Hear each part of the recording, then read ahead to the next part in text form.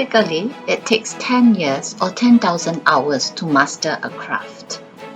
DAS Academy being 10 years old this year, I think we have achieved a certain level of mastery in this industry. I believe that we are making a difference in the lives of all learners, not just those with learning differences.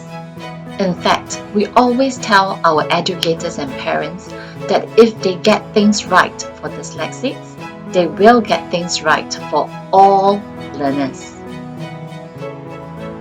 While the DAS Academy is only officially 10 years old, we have a much longer history than this. In the early days, the DAS Academy operated as the training arm of the DAS. So really, the DAS Academy is built upon 29 years of rich and practical experiences of the DAS.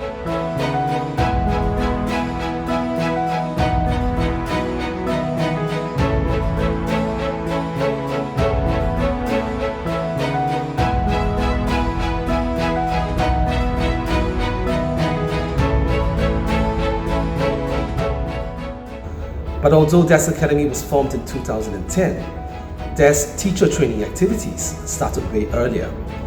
From 1997 to 2002, DAS engaged Autumn Gillingham trainers from the US to conduct training for DAS teachers. So, initiated by then DAS CEO Robin Mosley, we decided that we must take responsibility for our own teacher training. DAS training was thus born.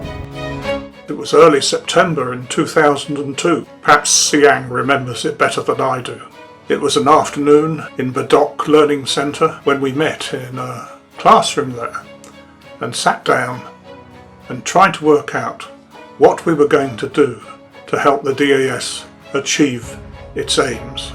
It's great to know that that afternoon meeting has led to so much. There was nowhere in Singapore or indeed the Asia Pacific region that could offer us suitable training. We had used the services of Asset School in Honolulu, but they could only help us once or sometimes twice a year to train people when we needed continuous training. The only answer was to train our own people.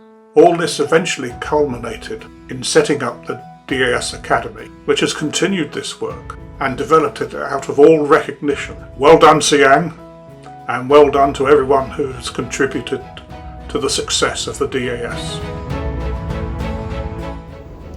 So in 2003, Kevin Smith was appointed as the first head of DAS training.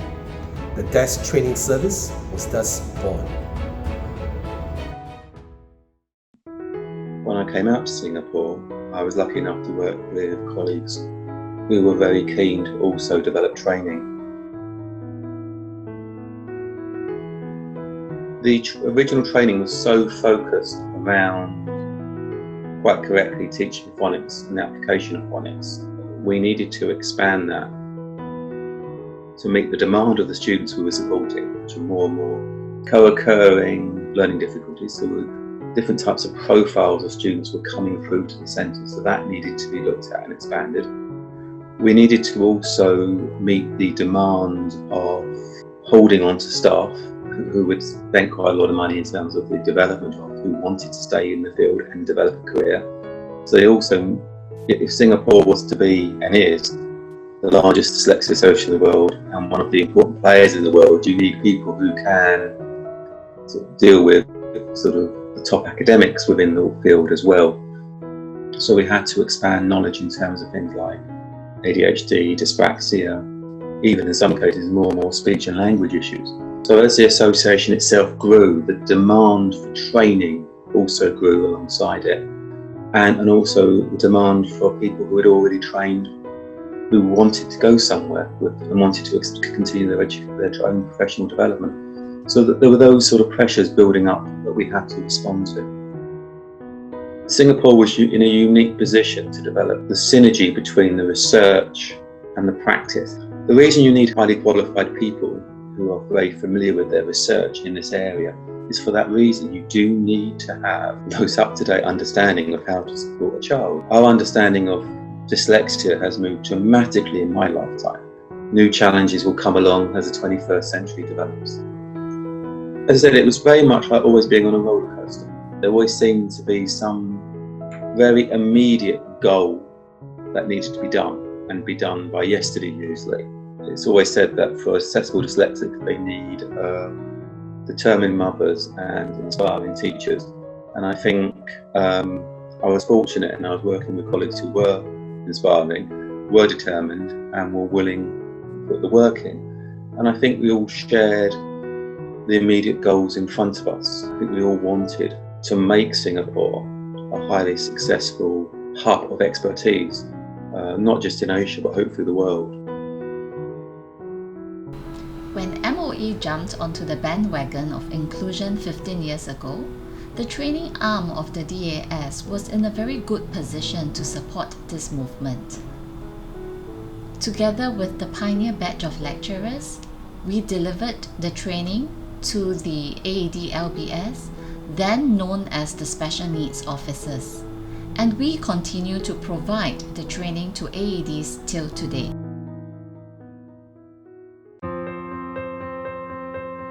The Allied Educators were our most successful program.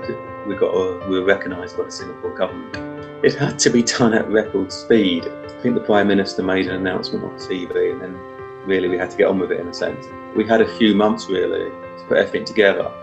Lucky enough, because we'd actually done training in other areas, we'd built up a reservoir to do that.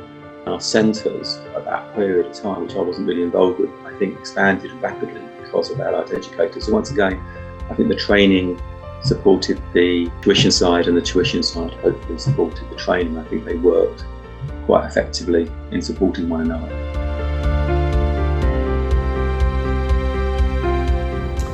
Demand for special needs teacher training also grew in the region, and the DAS training service responded to and conducted training for Hong Kong's Tongwao Group from 2007 to 2011, and for MOE Brunei in 2009 and 2010.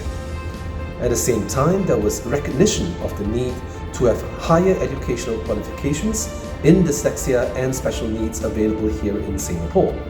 This resulted in the partnership with the London Metropolitan University in 2009, and a Masters of Arts in Specific Learning Differences was launched.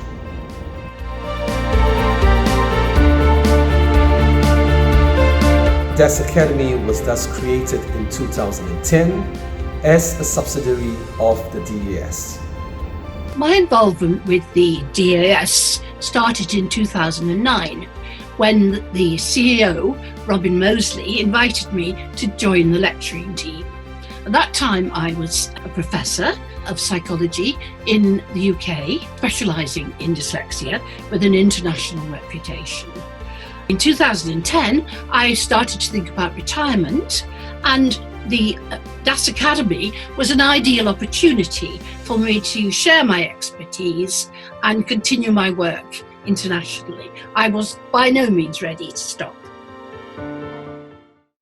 I was able to join the DAS Academy in an advisory capacity, and I'm particularly proud of the work that we've been able to do together, bringing together the academic board and the examination board and setting in place regulations which match those within the university sector in the UK. So ensuring that the expertise that we were disseminating was the very, very best that we could offer. I'm also particularly proud of the work that we've done together. There's a very strong synergy between the mission of the DAS Academy and my own need to spread knowledge and awareness and expertise and professionalism in handling dyslexia across the world. And so it has been a very, very fruitful collaboration, and one that I hope will continue for many, many years to come. So I've particularly enjoyed the opportunity to meet so many international people at the Unite SPLD conferences, which again have grown from strength to strength and are gathering a reputation for the DAS well beyond Singapore to America and beyond. Many congratulations to the DAS Academy for 10 years of superlative work, and I hope that this will continue for many, many years to come.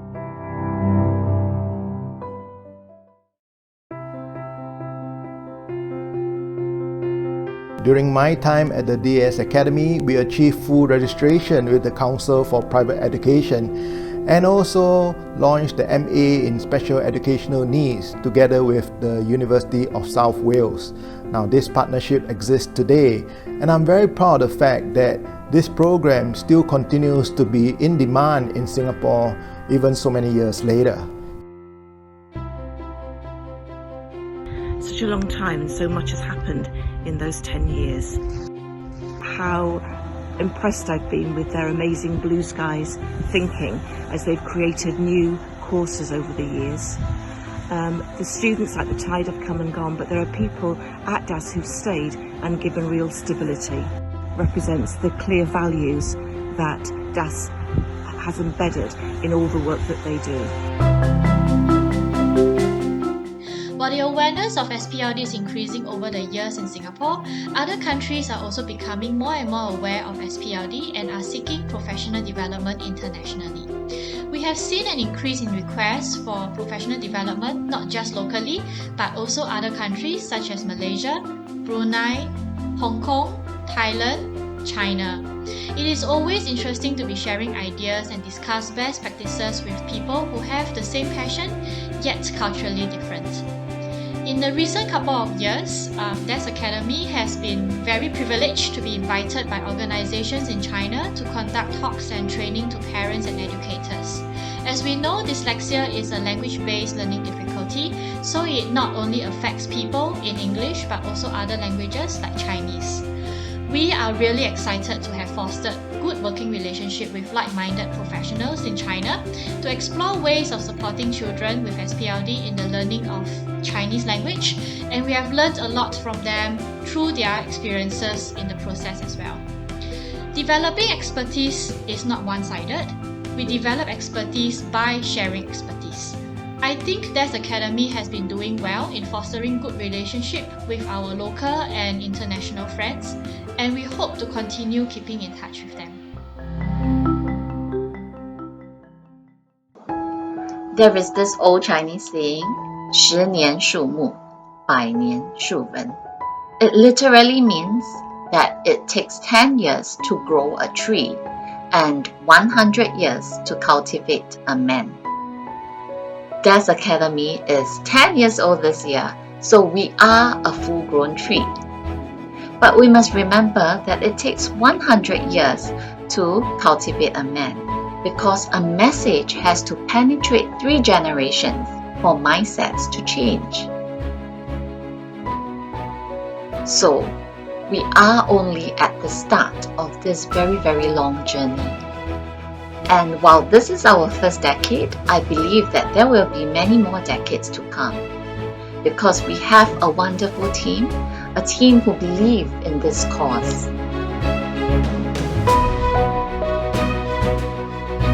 We want to spend the next 10 years building on this foundation, challenging educators to go a step further, to go beyond the single SPLD child, to focus on all children, and to show flexibility, thoughtfulness, and passion in their teaching so that all learners can benefit from an inclusive and supportive environment.